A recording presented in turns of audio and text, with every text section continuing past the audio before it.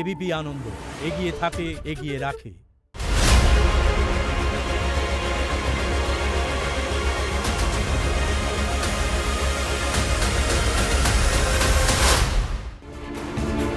সুকুমার রায় শব্দ ধার করে বললে, হায় কি দশা পড়তে বসা, অঙ্ক কষা কলম ঘষা। এখন ভোটের পরীক্ষায় বসার আগে অঙ্ক কষতে বসে পড়েছেন রাজনীতিবিদরা, কারণ ভোট মানে তো ওই সংখ্যা তত্ত্বের খেলা। অনেকে আবার সমীক্ষা দেখানোর আগেই কাঁদুনি গাইতে শুরু করে দিয়েছেন, পেয়েছিলাম 200 সিট, দেখলেন ঠিক কমিয়ে দিল। যাই হোক, এই সমস্ত ছেলে মানুষের প্রেক্ষিতেই আজ আপনাদের সামনে রাখবো বিধানসভা ভোটের আগে প্রথম দফার ওপিনিয়ন পোল। আমরা এই একমাত্র টেলিভিশন চ্যানেল যারা এই বিধানসভা নির্বাচনে একটি নয়, আন্তর্জাতিক স্তরে স্বীকৃত দুটি সংস্থাকে দিয়ে সমীক্ষা করাচ্ছি। সব মিলিয়ে 6টি ওপিনিয়ন পোল দেখাবো আপনাদের। বাংলায় কোন দল কত আসন পেতে পারে, কোন দল কত শতাংশ ভোট পেতে পারে দেখাবো আজ। পাশাপাশি অসম, কেরল, তামিলনাড়ু, পুদুচেরির ভোটের সমীক্ষাও আপনাদের সামনে রাখবো। কিন্তু ওই যা বলি, কোনো রাজনৈতিক ভবিষ্যৎবাণী নয়, পুরোটাই আপনারা কি ভাবছেন, জনমতের একটা আভাস পাওয়ার চেষ্টা মাত্র। তাই কারুর ক্ষুব্ধ, উচ্ছ্বসিত বা হতাশ হওয়ার কোনো কারণ নেই। সমীক্ষা 100-100 পায়, অনেক সময় আবার একেবারে শূন্যও পায়। এখনও পুরোদমে প্রচারই শুরু হয়নি। নরেন্দ্র মোদী বা মমতা বন্দ্যোপাধ্যায় এখনও সেইভাবে ময়দানে নামেননি।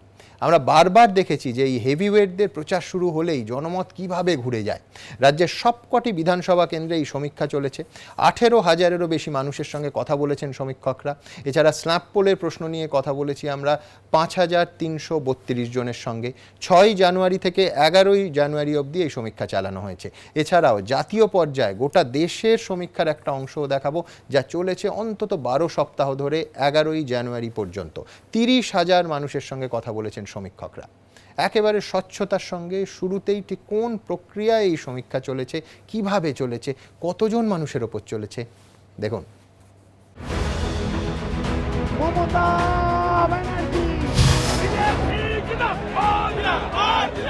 এখনো দিনক্ষণ ঘোষণা হয়নি, তবে বাংলায় বিধানসভার মহাযুদ্ধের দামামা বেজে গেছে, এ কথা বলাই যায়।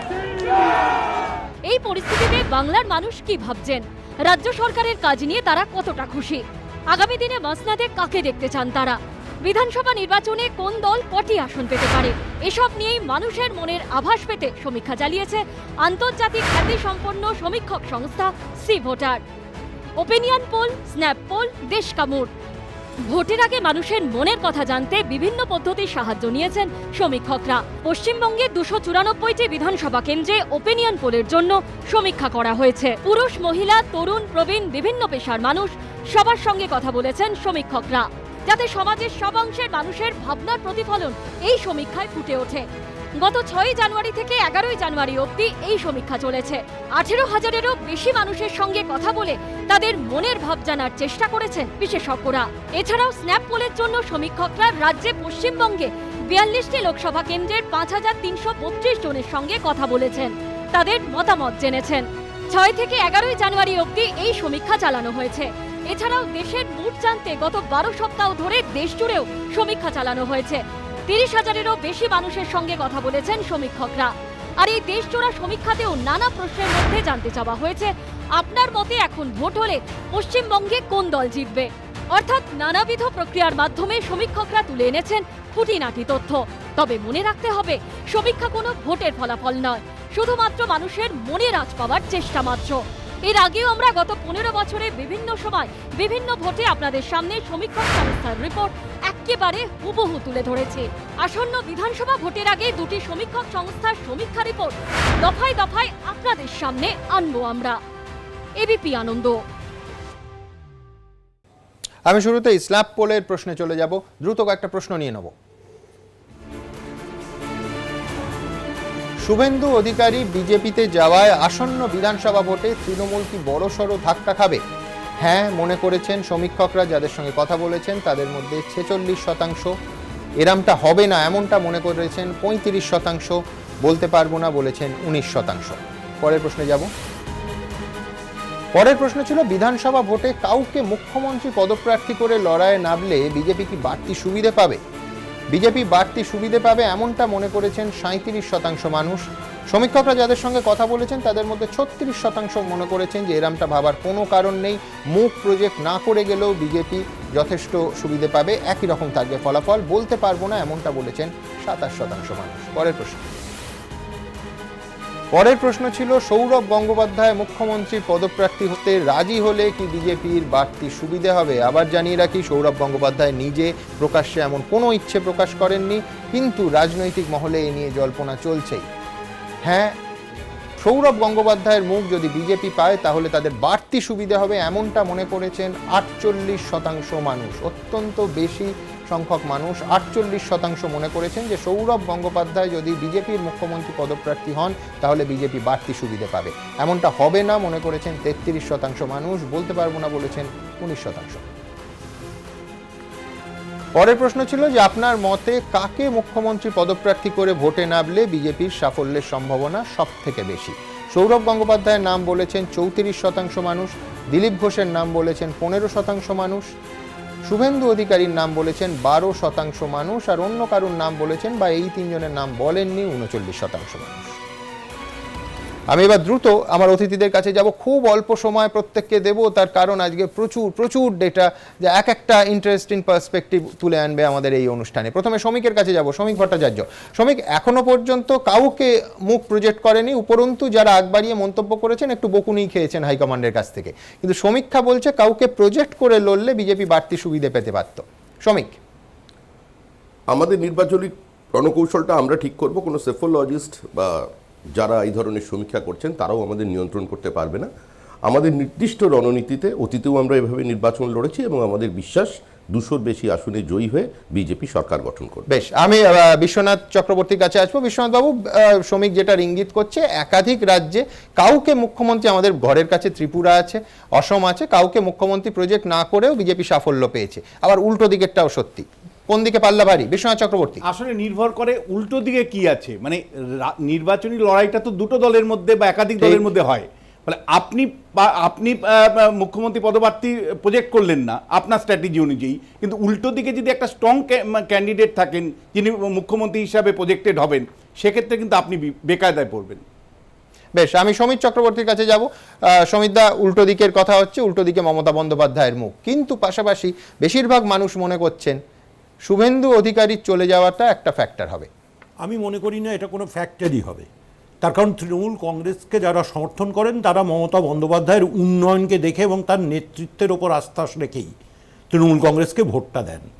সেখানে কোনো বিশেষ কোনো ব্যক্তিকে দেখে তারা ভোট দেয় না, ভোটটা দেয় মমতা বন্দ্যোপাধ্যায়কে দেখে। আর এই যে মুখ প্রজেক্টের কথাটা দেখাচ্ছিলেন না, সেটা নিয়ে আমি 1 মিনিটে একটা কথা বলে দিই। বলুন না। যে পশ্চিমবাংলায় কিন্তু 1952 সাল থেকে নির্বাচন তো শুরু, ডক্টর বিধানচন্দ্র রায়কে সামনে রেখে কংগ্রেস ভোটে গেছিল 1952 সাল, 57 সাল 62 সাল বিধানচন্দ্র রায়কে সামনে রেখে কংগ্রেস ভোটে গেছে, তার সাফল্য পেয়েছে।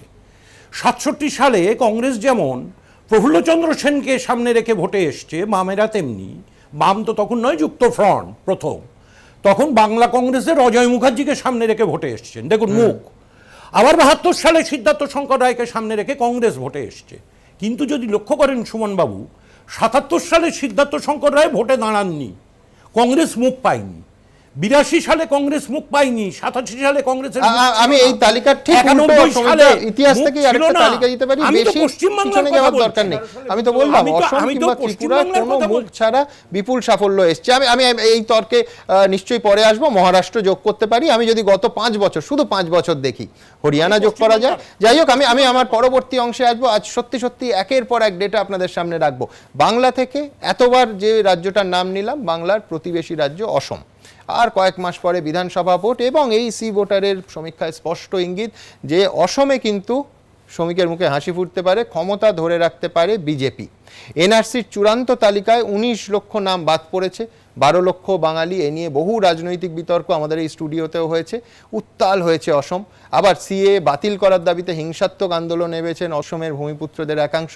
অর্থাৎ বিজেপির সামনে জোড়া চ্যালেঞ্জ ছিল, কিন্তু অন্তত এই সমীক্ষায় যা ইঙ্গিত তাতে সেই সুযোগ নিতে ব্যর্থ হয়েছে কংগ্রেস সহ বিরোধীরা।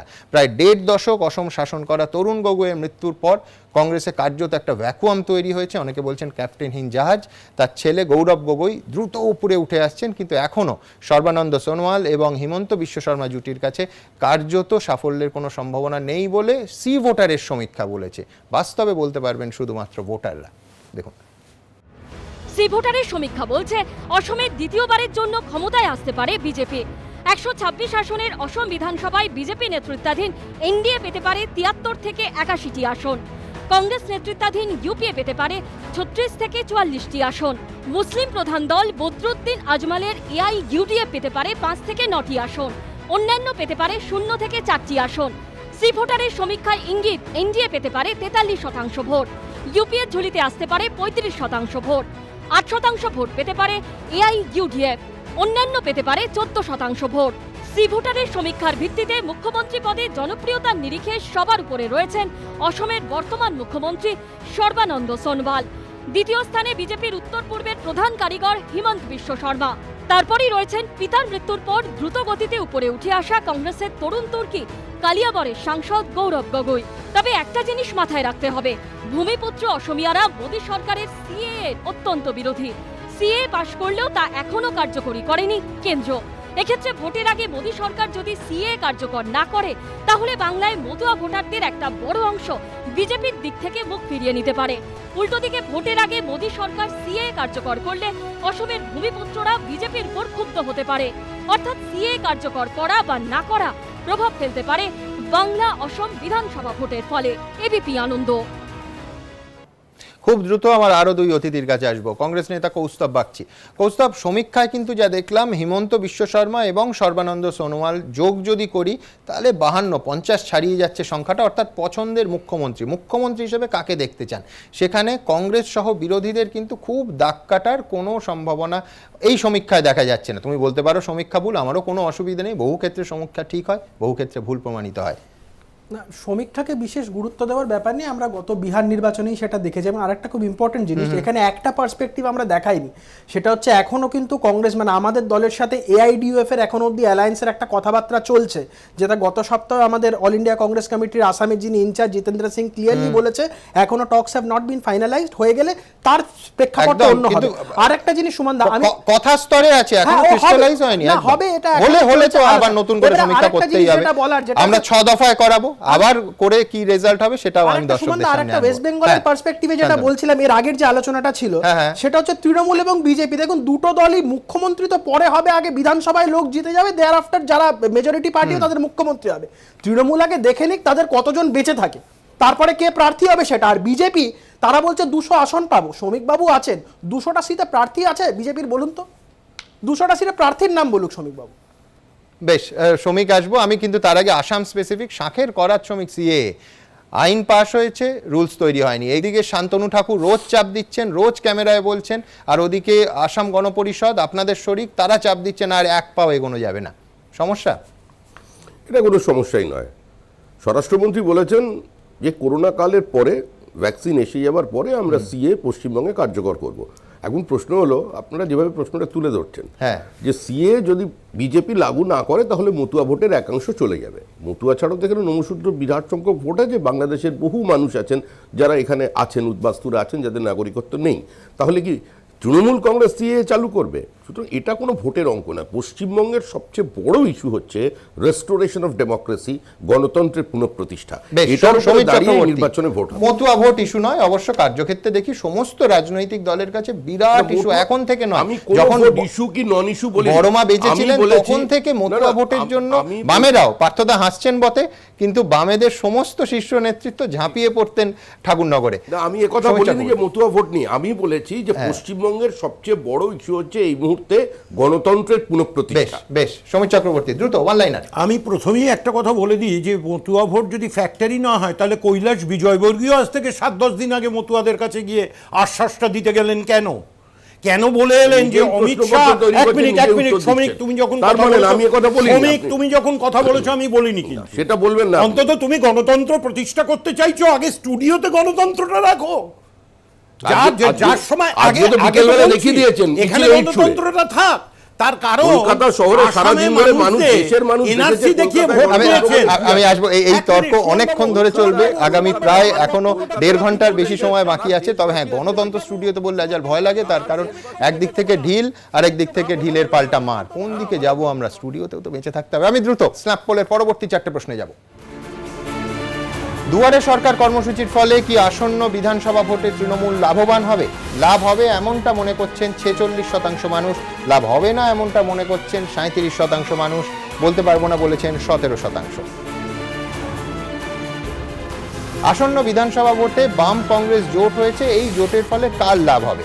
তৃণমূল কংগ্রেসের লাভ হবে এমনটা মনে করছেন 37% মানুষ, বিজেপির লাভ হবে এমনটা মনে করছেন 33% মানুষ, বাম কংগ্রেস জোটে নিজেদের অবশ্যই এই জোটবদ্ধ হওয়ার জন্য লাভ হবে এমনটা 13%, 17% মানুষ বলতে রাজি হননি। সারদা নারদা কাণ্ডে অভিযুক্তদের দলে নেয়া কি বিজেপির ভাবমূর্তিতে দলে নেয়াতে ধাক্কা লেগেছে? ধাক্কা লেগেছে এমনটা মনে করছেন 48% মানুষ, লাগেনি মনে করছেন 30% মানুষ, বলতে পারবো না বলছেন 22%। নিঃসন্দেহে এই প্রশ্নের পর আরেকটু বিতর্ক ডিমান্ড করে শেষ প্রশ্নটা, যে দরজা অনেকে বলছেন, আমি একদম সরাসরি শ্রমিকের কাছে যাব, প্রথমে বলা হয়েছিল দরজা হাট করে খুলে দেওয়া হয়েছে, দরজা খোলা আছে, এমনকি স্বয়ং অমিত শাহ তিনি সবাইকে নেয়ার কথা বলেছিলেন, নির্বাচন বেশি বোঝে বলে বামেদেরও নেয়ার কথা বলেছিলেন। এখন গত পরশু থেকে শোনা যাচ্ছে, দিলীপ ঘোষ নিজেও বলেছেন দরজা ছোট করছি। কোনো বিশেষ কারণ শ্রমিক? নেতা যদি নীতি ভুলে দলে আসেন তাকে স্বাগত। যারা বাংলার পুনর্গঠনের স্বার্থে, এখানে আর্থসামাজিক পরিবর্তন, তৃণমূল থেকে যারা আসছেন হ্যাংও বাচ্চা থেকে যাচ্ছে বলছো, নীতি ভুলতে পারছেন না। নেতা ভুল মানে নীতি ভুলে নেতা যদি আসে তাকে স্বাগত, বেশ। প্রায়শ্চিত্ত করতে যদি কেউ আসে তাকে স্বাগত। কেউ যদি বাংলার পুনর্গঠনের স্বার্থে, আর্থসামাজিক অবস্থার পরিবর্তনের স্বার্থে, পশ্চিমবঙ্গে বিনিয়োগের উপযুক্ত পরিবেশ তৈরি করবার স্বার্থে, কর্মসংস্থানের সুযোগ বৃদ্ধির কোনো পরিকল্পনা নিয়ে আমাদের দলে আসে স্বাগত। কিন্তু একটা জিনিস হচ্ছে, মানে ইউটিউব থেকে ভিডিওটা সরিয়ে দেওয়া, টাকা নেওয়ার ভিডিওটা সরিয়ে দেওয়াটা প্রায়শ্চিত্ত। বিজেপির ডিএনএ বদলে যাবে বা কেউ এসে বিজেপির ডিএনএটা বদলে দেবে, বিষয়টা ঠিক নয়। মানে তাদের বদলাতে হবে। এটা নির্বাচনটা গণভোট হতে যাচ্ছে, এটা গণভোট হতে যাচ্ছে। একটা জিনিস বলে সুমন, আমি এক কথা বলে শেষ করব, একটা কথা বলে শেষ করব। হ্যাঁ, প্লিজ। এই নির্বাচনটা হচ্ছে, প্লিজ কৌস্তব, এই নির্বাচনটা হচ্ছে তৃণমূল কংগ্রেসের বিরুদ্ধে মা মাটি মানুষ লড়াই করছে। বাংলার মা মাটি মানুষ জয়ী হবে, তৃণমূল কংগ্রেস হারবে। সমীর চক্রবর্তী, আমি খোলাখুলি একটা কথা বলছি পরিষ্কারভাবে, পশ্চিমবাংলায় 78,000 বুথ আছে, সেটা কিন্তু বেড়ে নাকি 1 লক্ষর ওপরে যাচ্ছে। ওনাদের 30,000-এর বেশি বুথে এজেন্টই নেই, সুতরাং ওদের তো লোক নিতেই হবে। মানুষ তো মঙ্গল গ্রহ থেকে আসবে না। সুতরাং তৃণমূল কংগ্রেসকে, একটা রাজনৈতিক দলের এমন অবস্থা হয় দেউলিয়াপনা রাজনৈতিকগতভাবে, পশ্চিমবাংলার বিজেপিকে দেখলে বোঝা যায়। বেশ, যারা অনেক ধন্যবাদ। এক্ষুনি পার্থদা বলছেন নিশ্চয়ই মনে মনে ভাবছেন যে কেন বামপন্থীদের নিয়ে প্রশ্ন, অথচ আমার কাছে আসছে না। সুমন, আমি আসবো, কিন্তু তার আগে আরেকটা রাজ্যের ফলাফল দেখাবো, এবং পার্থ প্রতিম বিশ্বাসের কাছে আসাটা কেন প্রাসঙ্গিক এইবার আপনারা বুঝতে পারবেন। গোটা দেশের মধ্যে দেখুন, কেরল একমাত্র রাজ্য যেখানে বামেরা এই মুহূর্তে ক্ষমতায় আছে। কেরলের রাজনৈতিক ইতিহাস বলছে, অন্তত আমাদের জ্ঞানে আমরা দেখেছি, কোনো দলই সেখানে পরপর দুবার ক্ষমতায় আসেনি, কখনো আসে না।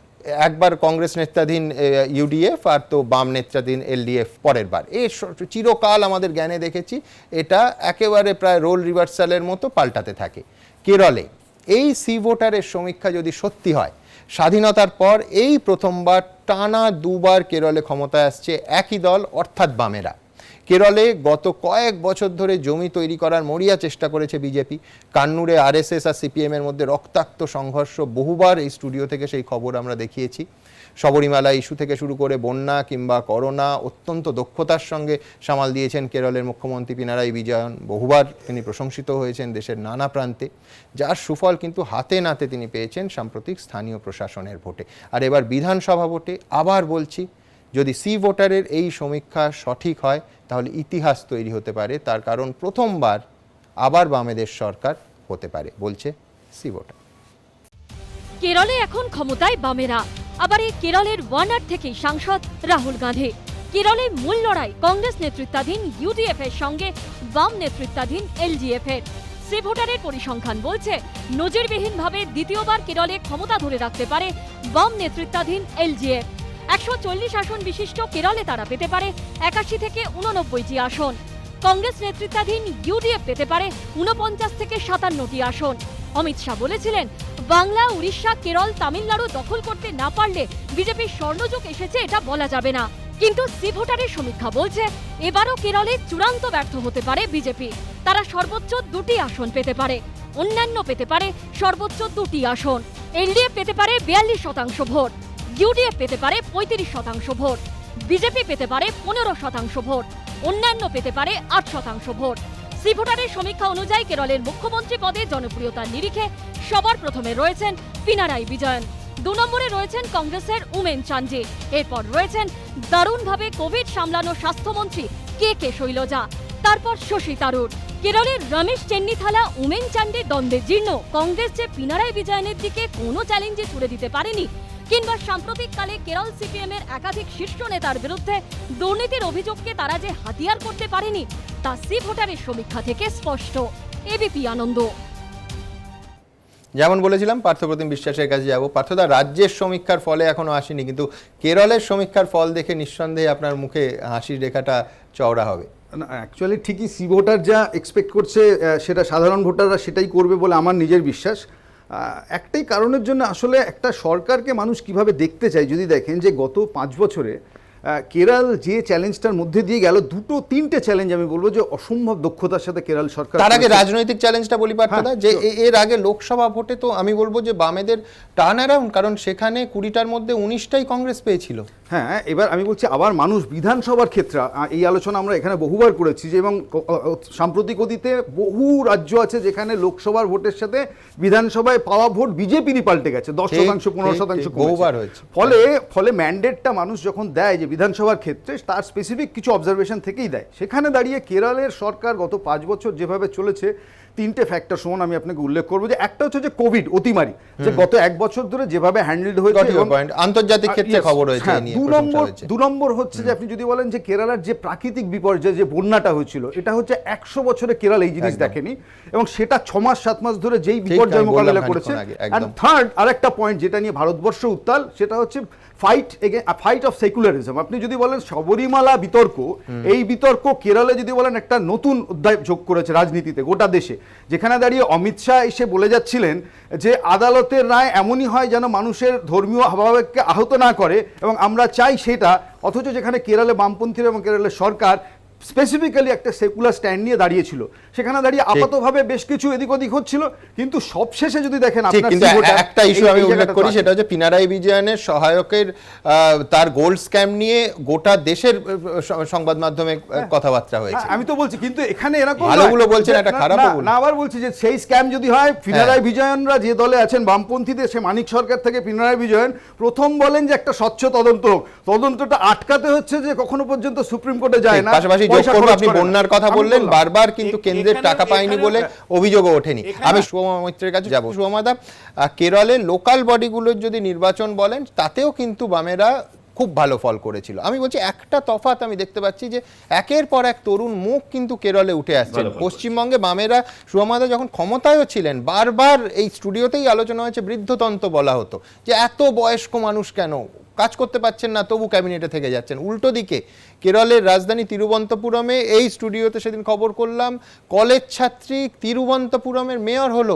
মানে আমি বলছি কোথাও এই নতুন রক্ত, নতুন নেতা, 21 বছরের একটা মেয়ের মেয়র হওয়া কোথাও একটা বড় ফ্যাক্টর হচ্ছে, মানে পার্টিকে অনেক জীবন্ত মনে হচ্ছে, যার জন্য প্রায় ইতিহাসকে ব্যর্থ প্রমাণিত করে এই সমীক্ষা অনুযায়ী বামেরা ফিরেও আসতে পারে। শুভমাদা।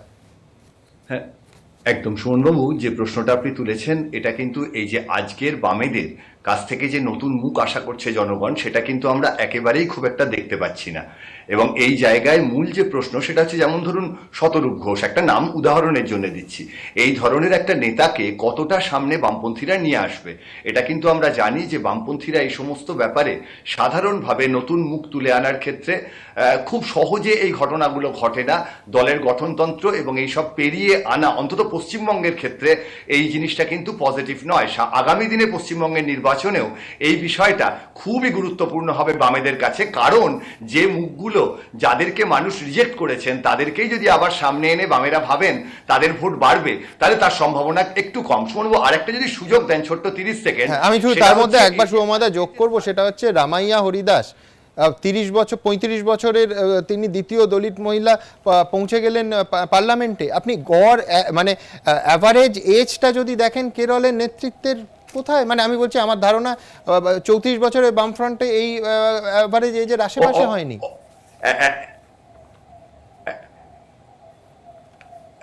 একদম সৌরভবাবু, দেখুন যে কোনো বিশ্বকাপ ফুটবলেও যখন দেখবেন প্রত্যেকটা দলের বয়সের গড় দেওয়া হয় এবং সাধারণভাবে ফলাফলটা সবসময় জানা থাকে যে যাদের বয়সের গড় 25-এর কাছাকাছি তারাই বিশ্বকাপটা জেতেন এবং যারাই 30-এর বেশি পেরিয়ে যান তারাই খুব তাড়াতাড়ি হেরে যান। এটা আমরা সবসময় দেখেছি।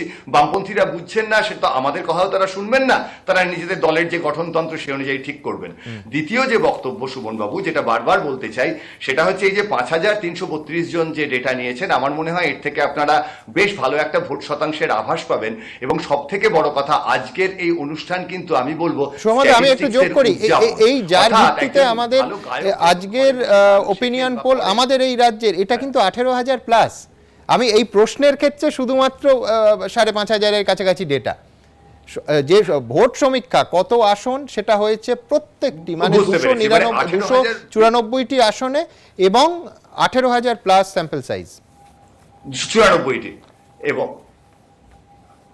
এবং আমার মনে হয় এটা অত্যন্ত ভালো একটি স্যাম্পল। আমি যেটা মূলত বলতে চাইছি, একজন ভালো গায়ক যখন খুব ভালো ক্লাসিক্যাল গান করেন, অর্থাৎ স্ট্যাটিস্টিক্সের যে গবেষণার মতো, তিনিও কিন্তু সামনে যখন প্রচুর মানুষ পান তখনই গানটার সত্যিকারের বিনোদনী মূল্য থাকে।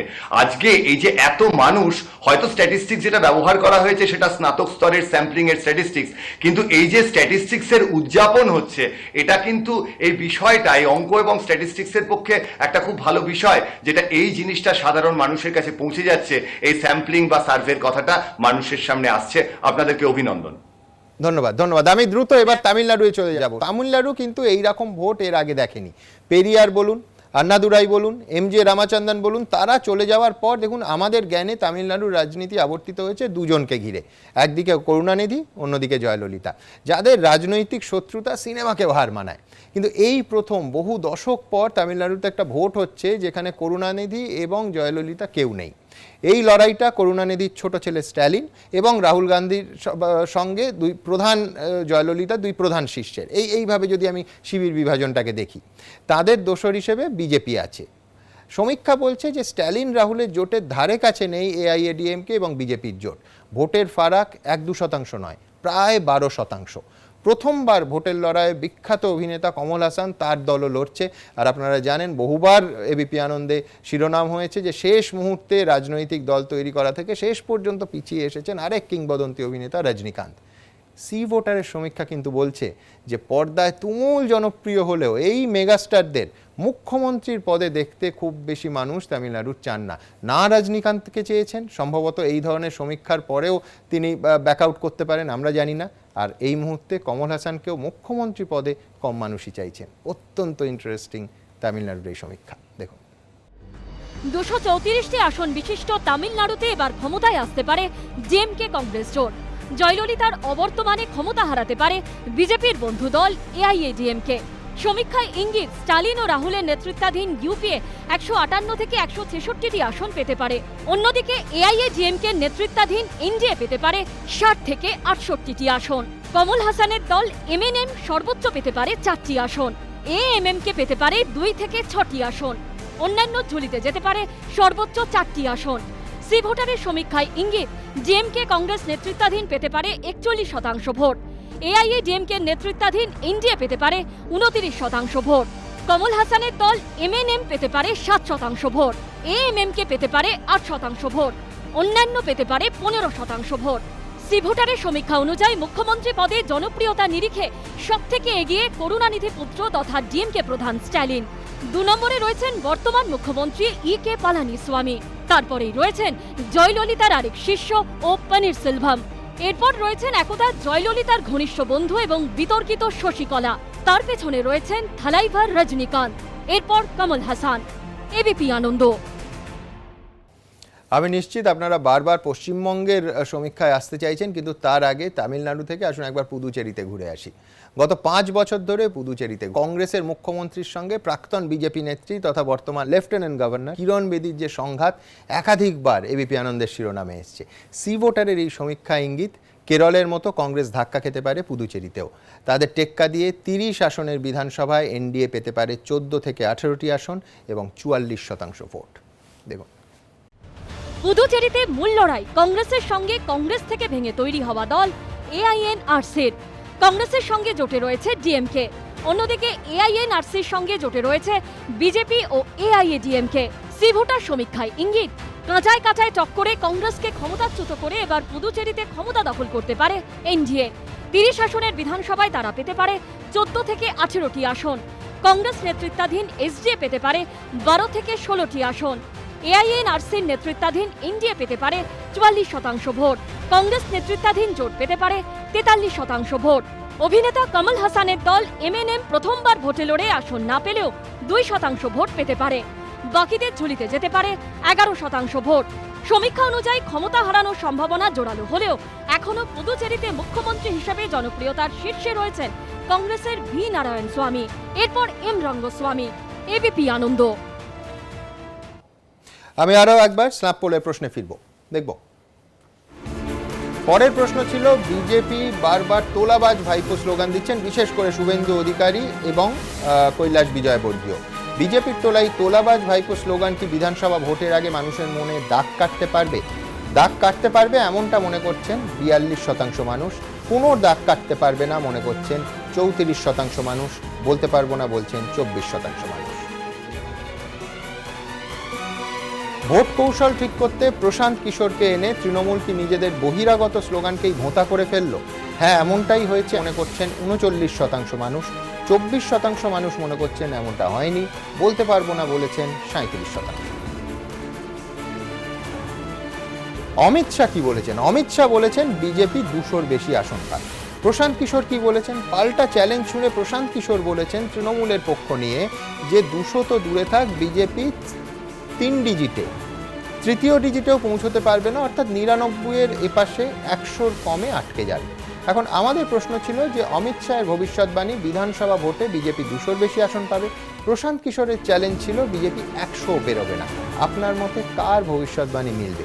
অমিত শাহর ভবিষ্যৎবাণী হুবহু মিলে যাবে, অর্থাৎ বিজেপি 200-র বেশি আসন পাবে এমনটা মনে করছেন 41% মানুষ।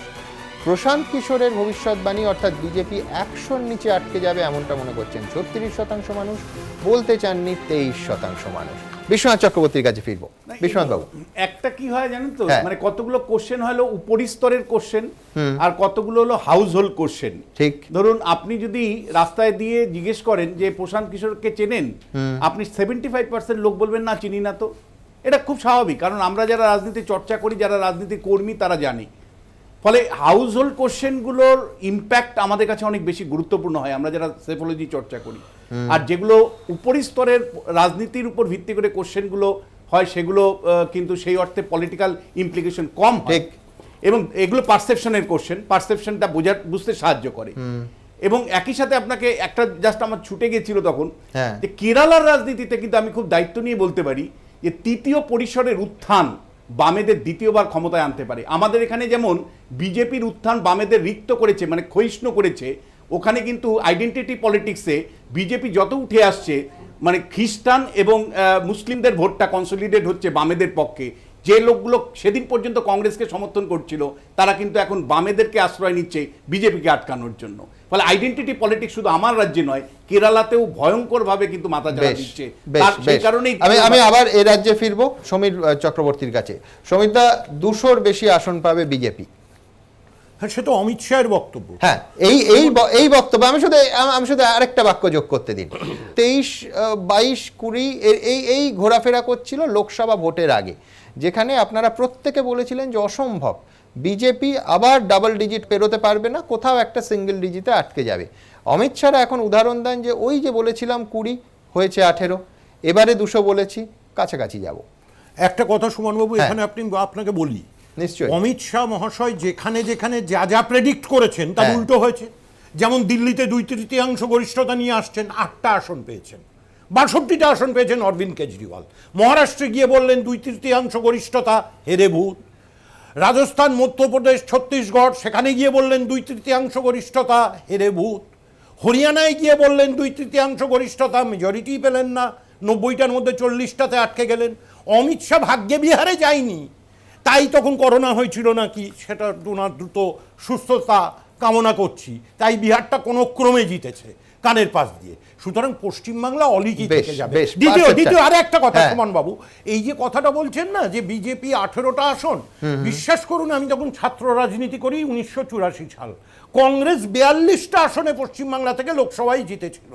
আমরা খুব আশান্বিত হয়েছিলাম যে 1987 সালে, সেবার আমারও প্রথম বিধানসভা নির্বাচনে প্রতিদ্বন্দ্বিতা করা কলকাতার বিদ্যাসাগর বিধানসভা কেন্দ্র থেকে, কংগ্রেস কিন্তু 40টা আসন পেয়েছিল। আপনি বলছেন বামেরা লোকসভার হিসেব এবং বিধানসভার হিসেব 251 পুরনো বামেরা। বিতর্ক যে এই আলাদা হয়। তবে লোকসভার 18 বলতে গিয়ে আমি দুবার ভাবছিলাম, কারণ সুনীল মণ্ডল ওদিকে চলে গেছেন এবং অধিকারী পরিবারের দুজন সাংসদ গেলেন বলে, সেক্ষেত্রে কিন্তু অঙ্কটা 21। শ্রমিক ভট্টাচার্য, আমি দুটো কথা খালি মনে করে হ্যাঁ। দেবো সুমন, খুব প্রাসঙ্গিক আজকের দিনে, যে ঠিক লোকসভা নির্বাচনের আগে আমি একটা এবিপি আনন্দের শোতে ছিলাম, 6 রাজ্যের ফল বলছে পদ্মপাপড়ি ঝরছে, ভোটের আগেই এই প্রমাণ হচ্ছে চাকা ঘুরছে, এরকম একটা কি শব্দবন্ধ নিয়ে তোমরা পৌঁছেছিলে। ঠিক সেই সময় তৃণমূল কংগ্রেসের পক্ষ থেকে বলা হতো 2019 বিজেপি ফিনিশ 42-এ 42, বুথে কোনো কর্মী নেই, বুথে কত লোক আছে নাম জানে কিনা, প্রার্থী কোথায়, এসব বলা হয়েছিল। কিন্তু গণতন্ত্রের শেষ কথা বলে মানুষ। 23টা অমিত শাহ বলেছিলেন আমরা 18টা আসন পেয়েছি। দুর্বলতা যেটা ছিল যার জন্য আমরা 23-এ পৌঁছতে পারিনি, সেটা সম্পূর্ণ আমাদের সাংগঠনিক ব্যর্থতার কারণে অমিত শাহের কথা রাখতে বললেন। উনি অনেক কথা বললেন, অনেক কটা রাজ্যের নাম বললেন। মনে রাখতে হবে ঠিক উত্তরপ্রদেশের নির্বাচনের আগে প্রায় শেষ করে দিয়েছিলেন বিজেপিকে সবাই। স্টুডিও থেকে তৃণমূল কংগ্রেস তো মান্না মানা আমি যে রাজ্যগুলোর নাম বললাম সেটার উত্তর দিন শ্রমিক বাবু। আমি আবার বলছি, আমি যে রাজ্যগুলোর কথা বললাম আবার তার বলছি, উত্তর দিন। বিজেপির সারা দেশে নির্বাচন লড়ছে যেখানে তৃণমূল কংগ্রেসের কোনো স্টেক নেই, তৃণমূল কংগ্রেসের কোনো অস্তিত্ব নেই। মাঝে মধ্যে এদিকে ওদিকে চলে যান সর্বভারতীয় দল হিসেবে পরিচয় করতে দিতে, মানুষ তাদের জমানত বাজেয়াপ্ত করে দেয়। আর আমাদের সমীরদার অবস্থাটা হয়েছে কি, মানে বেগানে সাদিমে আব্দুল্লাহ দিওয়ানা, অনেকটা সেই ধরনের শ্রমিক বাবুদের অবস্থা হয়েছে পশ্চিমবাংলা থেকে উত্তরপ্রদেশ ভাবেন। এই দরজায় ফিরবো, তার আগে বিশ্বনাথ বাবু চমৎকার একটা কথা বলেছেন, হাউস হোল্ড কোয়েশ্চেন্স, অর্থাৎ আপনার কাছে ইস্যু কি। এই সব দাদা দিদিরা, তাদের কথা, তার বিশ্বাস অবিশ্বাস, চাপানুতর এসব তো আছেই, কিন্তু হাউস হোল্ড কোয়েশ্চেন একাধিক। এই মুহূর্তে পশ্চিমবঙ্গর সব থেকে বড় ইস্যু কি যা আপনাকে ভাবাচ্ছে, এই ধরনের প্রশ্ন এবং তার উত্তরে ফিরবো অত্যন্ত চিত্তাকর্ষক। বিশ্বাস করুন, ছোট্ট একটা বিরতির পর সঙ্গে থাকুন।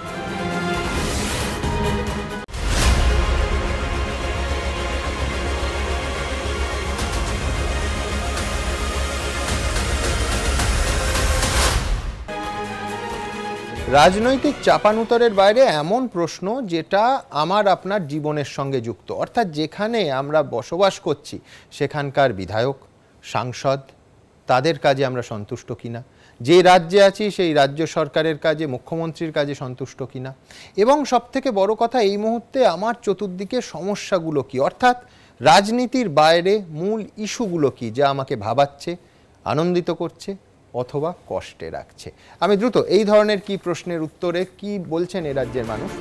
নিজের এলাকাতে সাংসদের কাজে আপনি কতটা খুশি? অত্যন্ত সন্তুষ্ট এমনটা বলেছেন 30%, আংশিক সন্তুষ্ট 30%, চূড়ান্ত অসন্তুষ্ট এমনটা বলেছেন 32%, বলতে পারবো না 8%। ভাবুন, সাংসদের কাজে প্রায় 60%-এর বেশি মানুষ খুশি। নিজের এলাকার বিধায়কের কাজে আপনি কতটা খুশি? অত্যন্ত সন্তুষ্ট বলেছেন 26%, আংশিক সন্তুষ্ট বলেছেন 31%, এক্ষেত্রেও দুটো যোগ করলে 50%-এর অনেকটা বেশি, চূড়ান্ত অসন্তুষ্ট 33%, বলতে চাননি 10%। আপনার মতে এই মুহূর্তে বাংলার সব থেকে বড় সমস্যা কোনটি? অত্যন্ত ইন্টারেস্টিং এই ডেটা। দুর্নীতি এমনটা বলছেন 9%, বেকারত্ব বলছেন 27%, দারিদ্র্য বলছেন 11%, সাম্প্রদায়িক সংঘর্ষ বলছেন 4%, মূল্যবৃদ্ধি বলছেন 7%, কৃষকদের সমস্যা বলছেন মাত্র 1%, করোনা বলছেন 21%, স্থানীয় সমস্যার দিকে নির্দেশ করছেন 15% মানুষ, বলতে পারবো না বলছেন 4%। কি ইন্টারেস্টিং দেখুন, করোনার থেকে, কোভিড থেকে, যে কোভিড প্রায় 1 বছর ঘরবন্দি করে রাখলো মানুষকে, তার থেকেও বেশি সমস্যা এই রাজ্যের মানুষের মনে হচ্ছে বেকারত্ব। করোনা 21%, বেকারত্ব 27%। লক্ষ্য করার মতো বিষয়। পরের প্রশ্নে যাব। পশ্চিমবঙ্গ সরকারের কাজে আপনি কতটা সন্তুষ্ট? অত্যন্ত সন্তুষ্ট এমনটা বলছেন 36%, আংশিক সন্তুষ্ট বলছেন 36%, চূড়ান্ত অসন্তুষ্ট বলছেন 27%, বলতে পারবো না 1%। এক্ষেত্রেও দেখুন প্রায় 70% ছাড়িয়ে গেছে অত্যন্ত সন্তুষ্ট এবং আংশিক সন্তুষ্টের যোগফল। সরকারের কাজে সন্তুষ্টির প্রশ্নে পরের প্রশ্নে যাব। রাজ্যের মুখ্যমন্ত্রীর কাজে আপনি কতটা সন্তুষ্ট? অত্যন্ত সন্তুষ্ট 43% মানুষ বলছেন, আংশিক সন্তুষ্ট সমীক্ষকরা যাদের সঙ্গে কথা বলেছেন তাদের মধ্যে 32%, চূড়ান্ত অসন্তুষ্ট বলছেন 22%, বলতে পারবো না বলছেন 3%। রাজ্যের বিরোধী দলের নেতাদের কাজে আপনি কতটা সন্তুষ্ট? অত্যন্ত সন্তুষ্ট এমনটা বলছেন 13%, আংশিক সন্তুষ্ট বলছেন 32%, চূড়ান্ত অসন্তুষ্ট বলছেন 42%, বলতে পারবো না বলছেন 13%। গত 1 বছরে আপনার জীবনযাত্রার মান পশ্চিমবঙ্গের নিরিখে ঠিক কোন জায়গায় আছে? ভালো হয়েছে, মান বেড়েছে এমনটা মনে করছেন 23%, একই রকম আছে মনে করছেন 37%, খারাপ হয়েছে মনে করছেন 40%। কার ওপর আপনি সব থেকে বেশি ক্ষুব্ধ, অর্থাৎ সুযোগ পেলে এর মধ্যে এখনই পরিবর্তন করবেন, একেবারে পাল্টে দেবেন, সরিয়ে দেবেন? পশ্চিমবঙ্গের নিরিখে পঞ্চায়েত প্রধান বা মেয়রকে সরাতে চেয়েছেন 1% মানুষ, গ্রাম পঞ্চায়েত বা পুরসভাকে অবিলম্বে পরিবর্তন করতে চেয়েছেন 8% মানুষ, পঞ্চায়েত সদস্যকে সরাতে চেয়েছেন 8% মানুষ, খোদ মুখ্যমন্ত্রীকে সরাতে চেয়েছেন 10% মানুষ, রাজ্য সরকারকে সরাতে চেয়েছেন 14% মানুষ, বিধায়ককে সরাতে চেয়েছেন 3% মানুষ, বলতে চাননি 56% মানুষ। এর মধ্যে কোন কোন ক্ষেত্রে প্রতিষ্ঠান বিরোধিতা, অর্থাৎ যে ভাষাটা সেফোলজিস্টরা ব্যবহার করেন অ্যান্টি ইনকামবেন্সি, সেটা কোন কোন ক্ষেত্রে প্রবল মাপার চেষ্টা করেছে সি ভোটার। কেন্দ্রীয় সরকারের বিরুদ্ধে প্রবল প্রতিষ্ঠান বিরোধিতা 12% মানুষের মধ্যে দেখা গেছে, রাজ্য সরকারের বিরুদ্ধে প্রবল প্রতিষ্ঠান বিরোধিতা 27% মানুষের পক্ষে দেখা গেছে, স্থানীয় প্রশাসনকে অবিলম্বে সরাতে চেয়েছেন প্রতিষ্ঠান বিরোধী মনোভাব দেখা গেছে 17%-এর মধ্যে। আমি এবার একবার প্রথমে বিশ্লেষকদের কাছে আসবো, বিশ্বনাথ চক্রবর্তীর কাছে। আমি বলছি মহিনের ঘোড়াগুলির মতো প্রায় গান গাইতে ইচ্ছে করবে এই সমীক্ষা দেখিয়ে যে এত সন্তোষ নিয়ে যাই কোথায়। হ্যাঁ, অসন্তোষ আছে, অ্যান্টি ইনকামবেন্সি আছে, কিন্তু ওভারঅল আমার দুটো জায়গা বিশ্বনাথ দা একদম সাধারণ 15 বছর ধরে সমীক্ষা দেখাচ্ছি একটু খটকার জায়গা। সেটা হচ্ছে 50% বা তার কাছাকাছি মানুষ বলতে চান না, কিন্তু শুধুমাত্র ফিয়ার ফ্যাক্টরে, বা তারা চান না এই মুহূর্তে নিজের মতটা এক্সপোজ করতে, যেটা যে কোনো রাজনৈতিক দল বিরোধীদের কাছে সুযোগ, শাসকের কাছে আশঙ্কার। উল্টো দিকে সন্তোষের ক্ষেত্রেও ফিগারটা কিন্তু চমকে দেওয়ার মতো, আপনি মানবেন? একেবারে। আপনি যদি বলতে চাইছেন না বা বলছেন না, এটা যদি আপনি উত্তরটা পেতেন তাহলে সন্তোষটা দেখতেন এই ফিগার আসতো না, তাহলে হয়তো অনেক কম আসতো। মানে বলতে চান না যখন, মনে রাখবেন যে তারা এক্সপোজ হতে চান না, মূলত যারা শাসক শ্রেণীর আছে তাদের ভয়টা তাদের বেশি থাকে। মানে বিরোধীদের হয়ে মুখ খুলতে সাধারণত অনেকে চান না, সেই কারণেই নির্লিপ্ত থাকেন। ফলে আপনি যখন এই পুরো অ্যান্সারটা যদি পান তাহলে আপনি দেখবেন যে সন্তুষ্ট মানে অতি সন্তুষ্টের পরিমাণটা হয়তো কমে আসবে। একই সাথে আপনাকে বলতে চাই এই মুহূর্তে সারা রাজ্য জুড়ে আমি যা পাচ্ছি তাতে বেকারত্বটা কিন্তু আরো হাই, ভয়ঙ্কর লেভেল। আমি আপনাকে বলছি এমন একটি বাড়ি আপনি খুঁজে পাবেন না গ্রামাঞ্চলে যেখানে একটি বা দুটি ছেলে বা মেয়ে বেকার নেই। ফলে মানে বেকারত্বটা যে একটা জ্বলন্ত ইস্যু, সেটা বিহারের নির্বাচনে দেখেছেন শেষ মুহূর্তে প্রায় এনডিএকে ধরে ফেলেছিল তেজস্বী যাদব বেকারত্বের ইস্যুটাকে সামনে রেখে। আবার একই সাথে আপনি দেখুন, আপনি বিরোধী দলের পারফরমেন্স নিয়ে প্রশ্ন তুলেছেন যে মানুষ কি রেট করছে। বিরোধী দলের পারফরমেন্স তো বিচার করার সবচেয়ে ভালো জায়গা বিধানসভা। 2011 সালের পর পশ্চিমবাংলা বিধানসভা নিয়ে একটি গবেষণা হয়নি, একমাত্র আমি একটা গবেষণা আইসিএস এর প্রজেক্টের করেছিলাম। কিন্তু আপনাকে বলছি বিধানসভায় বিরোধীরা কি ভূমিকা নিচ্ছে, কি ধরনের রোল প্লে করছে তা নিয়ে খবরের কাগজও খুব কম লেখে। সাধারণ মানুষ জানবে কোথার থেকে বিরোধী দলের ভূমিকাটা কি? একদম আমি বলছি অজ্ঞানতার কারণে হতে পারে বিশ্বনাথবাবু, আমি একমত যে বিরোধী দলের অন্য যে সন্তোষের অন্য জায়গায় যে প্রতিফলন আছে, বিরোধী দলের নেতা নেত্রীদের কাজের ক্ষেত্রে কিন্তু মানুষের অর্থাৎ চাহিদা আরও বেশি, তারা সন্তুষ্ট নন। আমি একবার শুভময় মৈত্রীর কাছে যাব। শুভময়বাবু, আমরা সংশয়বাদী হব কেন যদি উল্টো দিক থেকে দেখি যে বাংলার মানুষ কোনো কারণে অল্পে সন্তুষ্ট, তাই তারা এতটা খুব সন্তুষ্ট আর মোটামুটি সন্তুষ্ট মেলালে অধিকাংশ ক্ষেত্রে 50%-এর কাছাকাছি, নিঃসন্দেহে বড় ফিগার হতে পারে তারা জেনুইনলি সন্তুষ্ট নাকি? না, দেখুন একটা যে বিষয়টা মূলত আসছে সেটা হচ্ছে জীবনযাত্রার মানের ক্ষেত্রে আপনি একটা প্রশ্ন করেছিলেন, যেখানে 23% মানুষ মনে করছেন ভালো ভালো হয়েছে, 37% মনে করছেন একই রকম আছি, 60% এই যোগ করলে হয়, আর খারাপ মনে করছেন 40% মানুষ। এর সঙ্গে একটু মেলান, আপনি যে সমস্যার কথা বলছেন সেখানে দেখছেন বেকারত্ব 27, করোনা 21। করোনা এবং বেকারত্ব কিন্তু আলাদা নয়, এই যে দুটোকে আলাদা করে দেখা হয়েছে, আসলে করোনার যে প্রভাব সেটাকে যারা মনে করছেন ভীষণ বিপজ্জনক, বেকারত্ব মোটামুটি তার সঙ্গে একই হয়ে যাবে, অর্থাৎ 48% মানুষ। এবার একটা জিনিস লক্ষ্য করুন, আমরা বাংলার মানুষ কিন্তু খুব বেশি কিছু চাই না, সেই বেশি কিছু না চাওয়ার মধ্যেও 40% মানুষ মনে করছেন যে আমাদের জীবনযাত্রার মান খারাপ হয়েছে, এটা অবশ্যই লক্ষ্য করার বিষয়। আবার একেবারে উল্টো দিকে যেটা আসছে এর সঙ্গে, সেটা হচ্ছে মুখ্যমন্ত্রীকে কিন্তু মনে করছেন তার কাছে সন্তুষ্ট 36% এবং আংশিক সন্তুষ্ট 36%, 72% মানুষ। এবং এইটাকে যদি আমরা তাকাই, এটা কিন্তু বেশ অদ্ভুত লাগছে যে এত মানুষ যদি মুখ্যমন্ত্রীর ওপর সন্তুষ্ট হন, তাহলে তো সামনের নির্বাচনে হয়তো তৃণমূলের পক্ষে ভালো ফল আশা করা যেতেই পারে। আর একেবারে শেষ কথা, বিরোধীদের ব্যাপারে যে অসন্তুষ্ট, এটা কিন্তু খুব অস্পষ্ট। কারণ বিরোধী বলতে মানুষ কাদের ভাবছেন? গত বিধানসভা নির্বাচনে বিরোধী ছিলেন বাম কংগ্রেসরা, আর আজকের বিরোধী কিন্তু বিজেপি। ফলে বিরোধীদের বিষয়ে যে অসন্তুষ্ট বেশিরভাগ মানুষ, 42% মানুষ অসন্তুষ্ট, এই অসন্তোষ কাদের ওপর? বাম কংগ্রেসের ওপর না বিজেপির ওপর? এই প্রশ্নটাও কিন্তু সামনে নির্বাচনে একদম। অত্যন্ত আমার হাতে আরো 1 ঘন্টা আছে, আমি দ্রুত আমার 4 জন রাজনৈতিক অতিথির কাছে ওয়ান লাইনার চাইবো সন্তোষ অসন্তোষ নিয়ে। সমীর চক্রবর্তী। দেখুন, এই ধরনের সমীক্ষায় আমি নিজে খুব বিশ্বাসী নই। তার কারণটা হচ্ছে, একটা কথা বলে দিই, যে গত বছর যখন গতবার বিধানসভা নির্বাচন হয়েছিল, আমি তো প্রার্থী ছিলাম তালডাংরা বিধানসভা কেন্দ্র থেকে বাঁকুড়ায়। আপনাদের চ্যানেল এবং অন্য সমস্ত চ্যানেল যেদিন ভোট গোনা হবে তার আগের দিন দেখিয়েছিল আমি পরাজিত।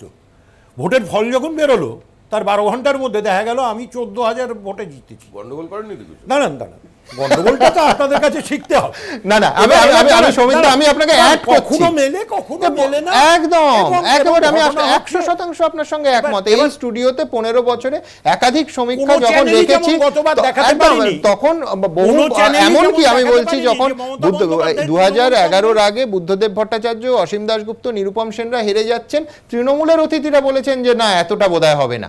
আমি বলছি হয়নি, মিলেছে। আবার উল্টো দিকে, হ্যাভিং সেড দ্যাট, বহু ক্ষেত্রে কবির সুমনের, আমার এখনো মনে আছে অন্য একটি সংস্থা সমীক্ষা করেছিল, কবির সুমন পরাজিত, বিপুল ভোটে কবির সুমন জিতেছিলেন। সুতরাং সমীক্ষা যদি 100% ঠিক হতো, কোটি কোটি টাকা খরচ করে ভারতবর্ষে গণতন্ত্রের এরকম ভোটদানের উদযাপন হতো কেন?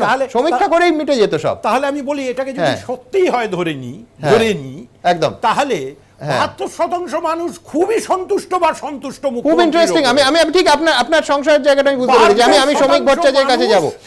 শ্রমিক, খুব ইন্টারেস্টিং লিস্ট। গত শুক্রবার আমরা যে সমীক্ষা দেখিয়েছি তাতেও দেখা গেছে যে প্রধানমন্ত্রী এবং কেন্দ্র সরকারের কাজেও মানুষের এই রকম কাছাকাছি পরিসংখ্যান, প্রায় 70-এর কাছাকাছি যে তারা সন্তুষ্ট। এই সন্তোষ, আবার বলছি, আমরা ভারতীয়রা, বাঙালিরা কি অল্পে সন্তুষ্ট, নাকি কোনো কারণে আমাদের অসন্তোষটা প্রকাশ্যে ব্যক্ত করতে ভয় পাই? শ্রমিক ভট্টাচার্য। বহু ইনফরমেশন মানুষের সামনে আসছে না, যে কোনো কারণেই হোক আসছে না। আমি একটু 1 মিনিট বেশি সময় নেব, আমি আশা করবো আমার দাদা আমাকে একটু নিশ্চয়ই নাও না। সেটা হচ্ছে যে দেখুন, আমরা বাম জমানায় সমস্ত বিরোধীদের একটা বিরাট অভিযোগ ছিল যে সমস্ত কারখানার দরজায় তালা লাগিয়ে সেগুলো ল্যান্ডশার্কদের হাতে তুলে দেওয়া হচ্ছে প্রমোটিংয়ের কাজে। আজকে এ ধরনের বহু ঘটনা ঘটেছে। আমি একটা ছোট্ট উদাহরণ দিচ্ছি প্রথম, যেমন ধরুন লর্ডসের লজেন্স, ছোটবেলায় তুমিও খেয়েছো এবং তোমার যা বয়স সম্ভবত তোমার বাবাও খেয়েছেন। সেই লর্ডসের বিশাল কারখানা, তার মধ্যে প্রচুর ওয়াটার বডিজ, সেই কারখানাটা উঠে গেছে এবং দমদম রোডে অবস্থিত কারখানাটার মধ্যে G+27 অ্যাড, যেটা বাড়ি হচ্ছে, ভেতরে জলগুলো বোঝানো হচ্ছে।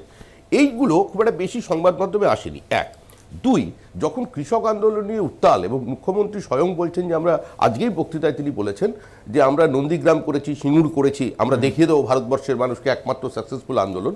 এই মুহূর্তে কিন্তু পশ্চিমবঙ্গের যারা কৃষক, তারা কিন্তু 1,1100 টাকার বেশি ধান বিক্রি করতে পারেননি, যেখানে এমএসপি হচ্ছে 1% কৃষক অসন্তুষ্ট, যেটা দেখালেন সুমন বাবুরা। সেইটাই 1%।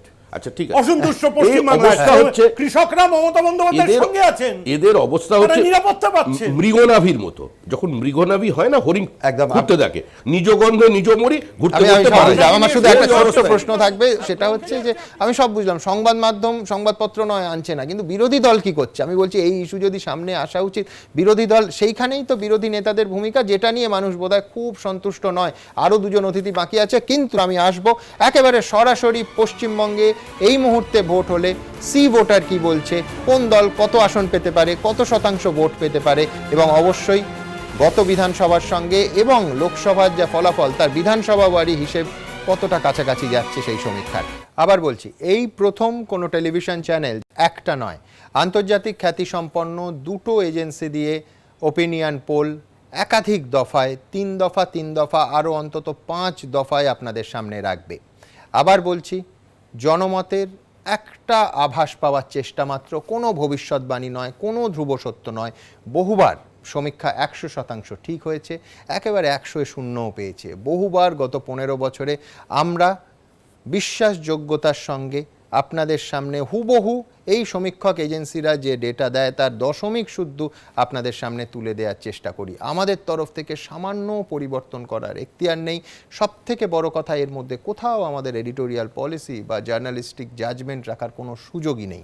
এজেন্সির সমীক্ষকরা যে ডেটা তুলে আমাদের দেন, আমরা আপনাদের সামনে দেখাই। আবার বলছি, সি ভোটার ছাড়াও আরেকটি দ্বিতীয় এজেন্সি দিয়েও এই একই সমীক্ষা আমরা করাচ্ছি, একদম স্বচ্ছতার সঙ্গে। সেই সমীক্ষাও আরও 3 দফায়, আরও অন্তত 5 দফায় ভোটের আগে আপনাদের সামনে রাখবো। এবার এই মুহূর্তে যদি ভোট হয় পশ্চিমবঙ্গে, কোন দল কত আসন পাবে, কত শতাংশ ভোট পাবে, সি ভোটারের সমীক্ষা কি বললো। প্রথমে দেখব কোন দলের ঝুলিতে কত আসন যেতে পারে যদি এই মুহূর্তে ভোট হয়। তৃণমূল কংগ্রেস পেতে পারে 154 থেকে 162, বিজেপি পেতে পারে 98 থেকে 106, বাম কংগ্রেস জোট পেতে পারে 26 থেকে 34টি আসন, অন্যান্যরা 2 থেকে 6টি আসন। আরও একবার বলবো, তৃণমূল কংগ্রেস পেতে পারে 154 থেকে 162টি আসন, বিজেপি পেতে পারে 98 থেকে 106টি আসন, বাম কংগ্রেস জোট পেতে পারে 26 থেকে 34টি আসন, অন্যান্যরা 2 থেকে 6টি আসন। ভোটের শতাংশের হিসেব দেখব। আসন্ন বিধানসভা ভোটে কোন দল কত শতাংশ ভোট পেতে পারে? তৃণমূল কংগ্রেস পেতে পারে 43% ভোট, 38% ভোট পেতে পারে বিজেপি, বাম কংগ্রেস জোট পেতে পারে 12% ভোট, অন্যান্যরা পেতে পারে 7% ভোট। আরও একবার বলবো, তৃণমূল কংগ্রেস পেতে পারে 43% ভোট, বিজেপি পেতে পারে 38% ভোট, বাম কংগ্রেস জোট পেতে পারে 12% ভোট, অন্যান্যরা 7%। এবার তুলনায় আসবো, গত বিধানসভা ভোটের তুলনায় এইবারে ভোটে কোন দলে প্রাপ্ত ভোটের হার বাড়তে বা কমতে পারে। আমরা কি কি তুলনা করছি? 2016 সালের বিধানসভা নির্বাচনের সঙ্গে তুলনা করছি ভোটের শতাংশের, এই জনমত সমীক্ষার তুলনা করছি এবং সরাসরি আপনাদের সুইং দেখাচ্ছি। তৃণমূল কংগ্রেস 2016-এ 45% ভোট পেয়েছিল, এই জনমত সমীক্ষা অনুযায়ী সেটা 2% কমে সম্ভাব্য সুইং 2%, 43% হতে পারে।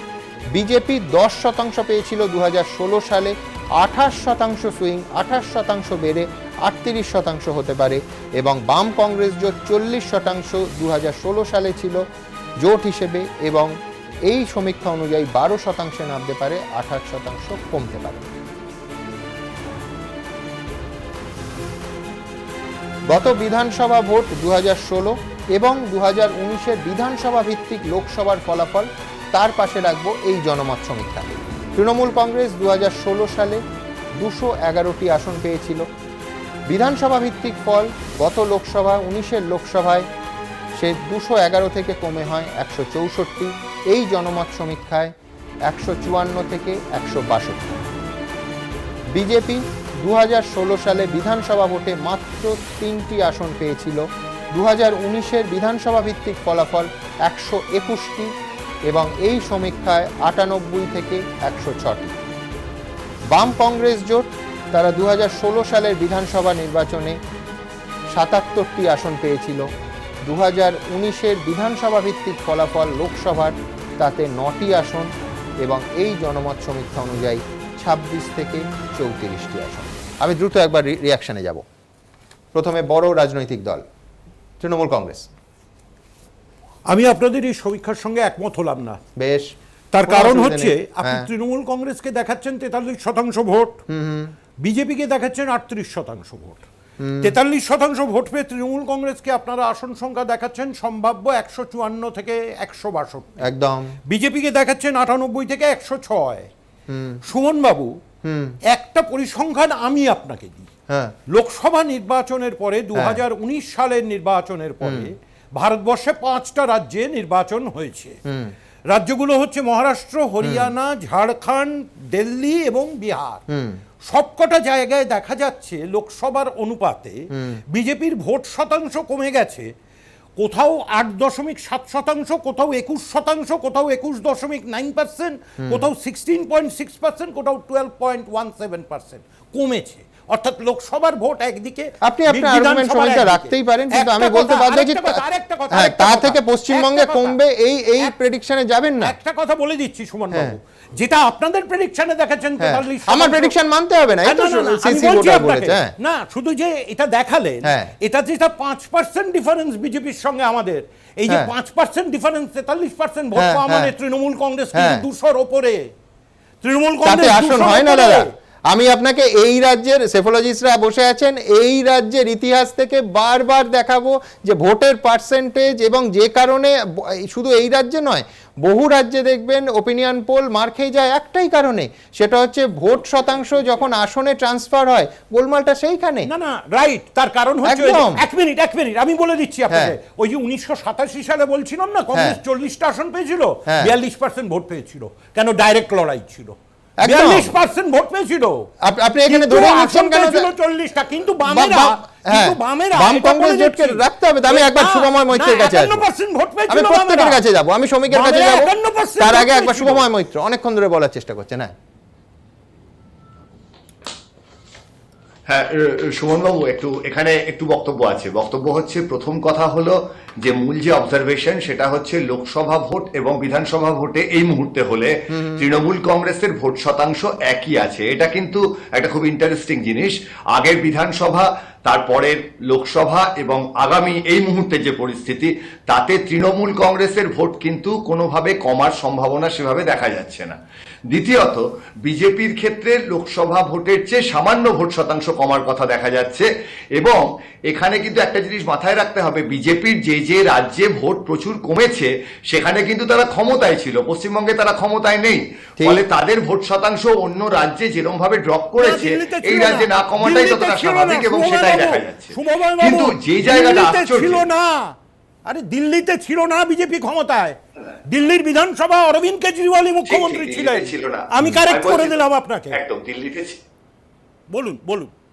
একদম দিল্লি, হ্যাঁ, দিল্লিতে ছিল না, কিন্তু বাকি যে রাজ্যগুলো অর্থাৎ হরিয়ানা, ঝাড়খণ্ড থেকে শুরু করে বিভিন্ন বাকি রাজ্যগুলো, একটা স্ট্যাটিস্টিক্যাল ডেটা নিয়ে আলোচনা করতে গেলে তো একটা স্টেটের ডেটাটা পুরোটা বললে মেনে নিলে মুশকিল হয়। আমি বাকিগুলোর কথা বলছি।